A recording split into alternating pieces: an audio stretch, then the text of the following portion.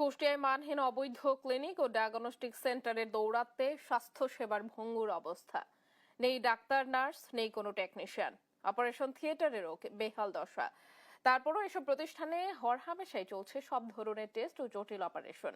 ফলে প্রতিনিয়তই ঘটছে ছোট বড় দুর্ঘটনা, ঘটছে প্রাণহানির মতো ঘটনাও।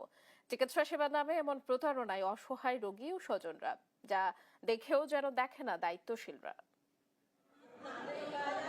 কুষ্টিয়ার কুমারখালীর তরিকুল ও সীমা দম্পতির 6 বছরের শিশুকন্যা তাসনিয়া আফরিন গেল 27 এপ্রিল ভাঙা হাতের চিকিৎসার জন্য ভর্তি করা হয় একতা হাসপাতাল অ্যান্ড ডায়াগনস্টিক সেন্টারে। সেখানে অপারেশন টেবিলেই মৃত্যু হয় শিশু তাসনিয়ার। এ ঘটনায় শিশুটির স্বজন ও বিক্ষুব্ধ জনতা ভাঙচুর চালায় হাসপাতালটিতে। আমার মেয়ের নাম তাসনিয়া আফরিন। ওরা হাত ভেঙে গেছিল, একতাতেই হচ্ছে ওকে অপারেশন করাতে নিয়ে যায়। তারপরে উনিরা বের হয়ে যায়, বলে যে রুগীর সাথে কারা আছে একটু বাইরে আসেন কথা বলবো। তখন বলে যে বাচ্চা মারা গেছে। অপারেশন করতে যায় অতিথি ঢোকা কি করেছে, কেমন মারেছে, কিন্তু আমার কর ক্ষমতাই নাই। গেল 25শে মার্চ শহরের মজমপুর এলাকার শাওন ক্লিনিকে মৃত্যু হয় সুমি খাতুন নামে এক প্রসূতির। এভাবে গেল 3 মাসে কুষ্টিয়ার বিভিন্ন ক্লিনিক ও ডায়াগনস্টিক সেন্টারে ভুল চিকিৎসায় 8 জনের মৃত্যুর অভিযোগ উঠেছে।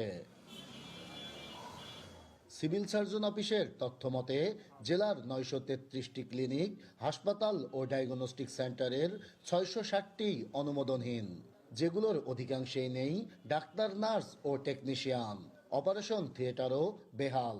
শিশু বাচ্চা হাতের অপারেশন করতে গিয়ে ওই অজ্ঞান টেবিলে এসে মারা গেল। অজ্ঞানের ডাক্তার ছিল না, তো ওরা নিজেরাই অজ্ঞান করে এইভাবে মারি ফেলা দিল। এই ডায়াগনস্টিকের না আছে কাগজপত্র, না আছে কোনো অনুমোদন, না আছে রেজিস্ট্রেশন। বিশেষজ্ঞ চিকিৎসকরা বলছেন, সঠিক তদারকির অভাবেই গড়ে উঠছে এমন মানহীন ক্লিনিক ও ডায়াগনস্টিক সেন্টার।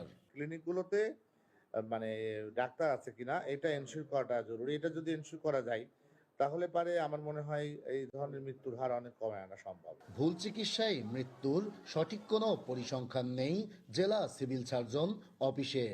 একটা প্রতিষ্ঠানের যদি আমাদের মেডিকেল এথিক্সটা মেনটেন না হয়, মেডিকেল সিস্টেমটা মেনটেন না হয়, তাহলে আমরা কার্যক্রম বন্ধ বলে দিয়ে আসতে পারি, কিন্তু তাকে জরিমানা করা, তাকে সিলগালা করা, এটা কিন্তু আমরা করতে পারি না। এটার জন্য ম্যাজিস্ট্রেসি পাওয়ার লাগে।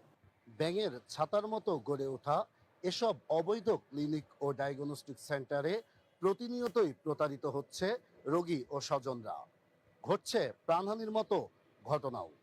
তবে একেবারেই নিশ্চুপ কর্তাবাবুরা। তাই কিভাবে কাদের ছত্রছায়ায় চলছে এসব অবৈধ ক্লিনিক ও ডায়াগনস্টিক সেন্টার, তাদের বিরুদ্ধেও ব্যবস্থার দাবি ভুক্তভোগীদের।